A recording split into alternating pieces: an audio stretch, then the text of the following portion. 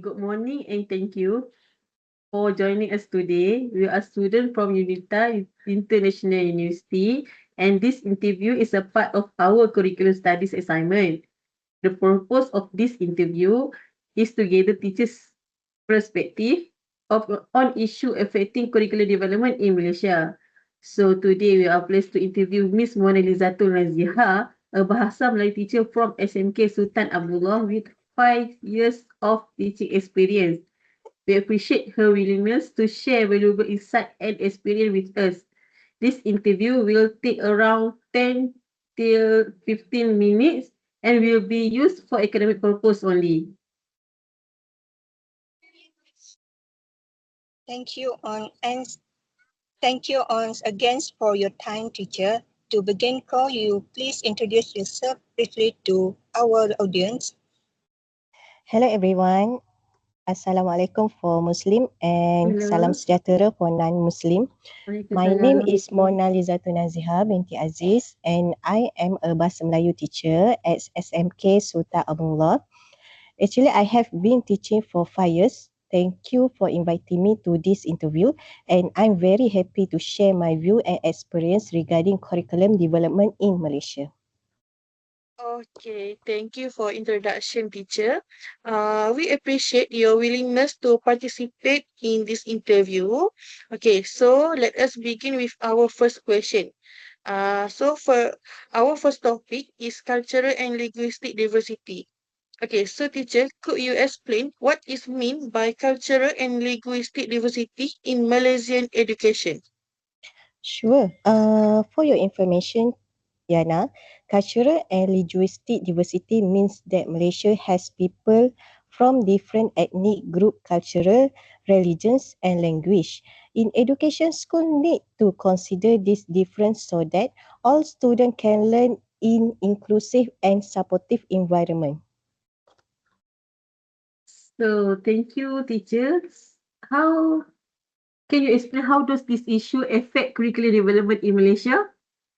I think this issue affect curriculum development because the curriculum must meet the needs of students from different backgrounds. It should promote understand, respect and unity among students while ensuring that everyone feels represented in what they learn.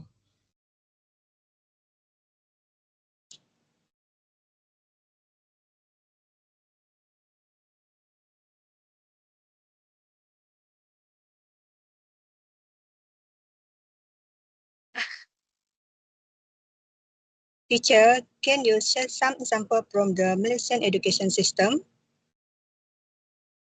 Sure. Yes. For example, subjects such as history and moral education include topic about different ethnic group, cultures and traditions in Malaysia.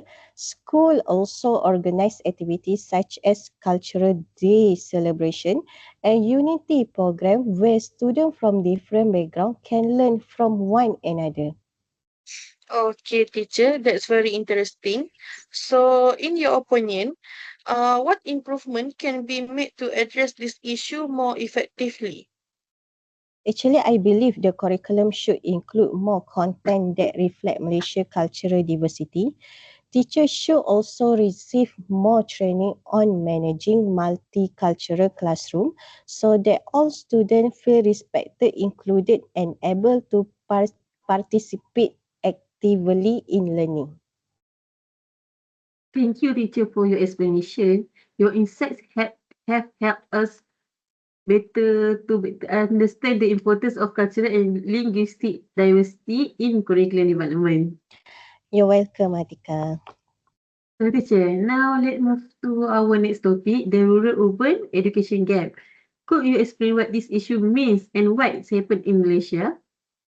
Actually, the rural-urban education gap refer to the difference in education opportunities between students in rural and urban areas.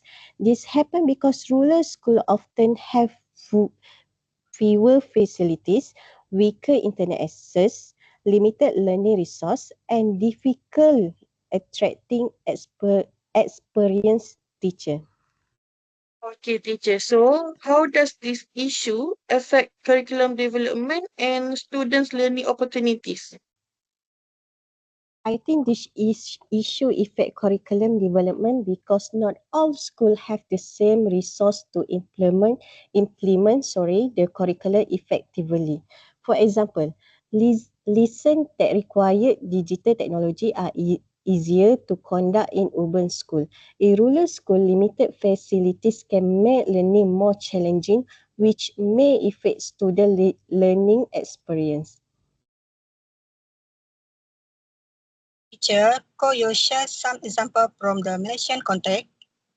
Sure, yes.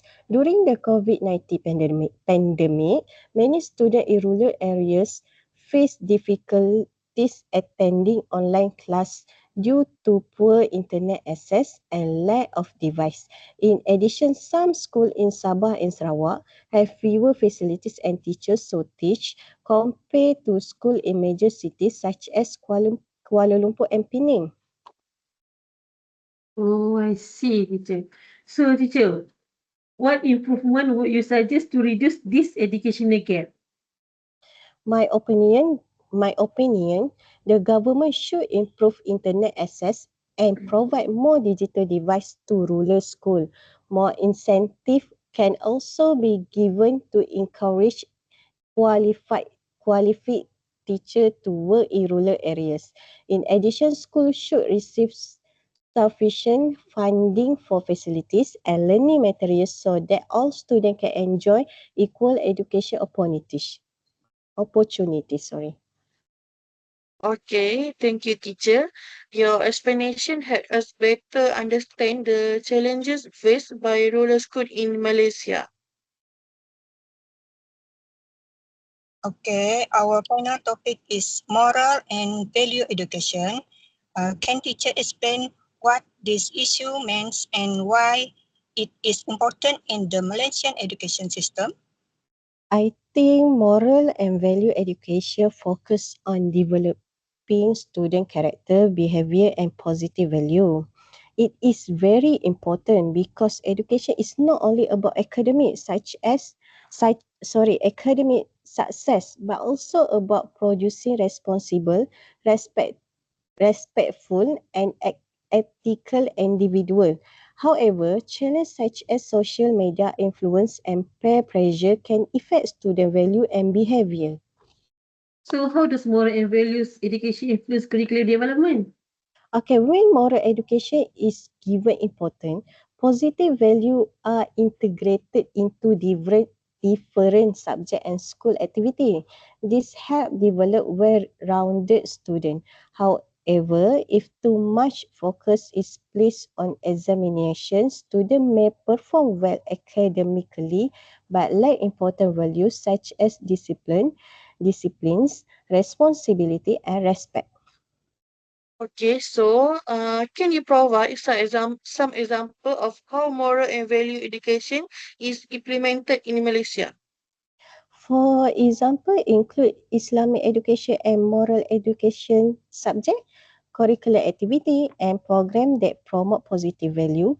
Value are also integrated into subjects such as history and science. This effort helps students to understand and practice good value in their daily life. Okay, what improvement would teacher recommend to strengthen moral and value education? I think a school should make positive value part of daily school culture. Teachers should receive continued training how to integrate value into lesson. More practical activities such as community service, discussion and teamwork projects should also be encouraged so that students can apply this value in real life situation. Thank you, teacher. Your insight have shown us the importance of balancing academic achievement with character development. You're welcome, Hasmida. I believe both academic excellence and good character are equally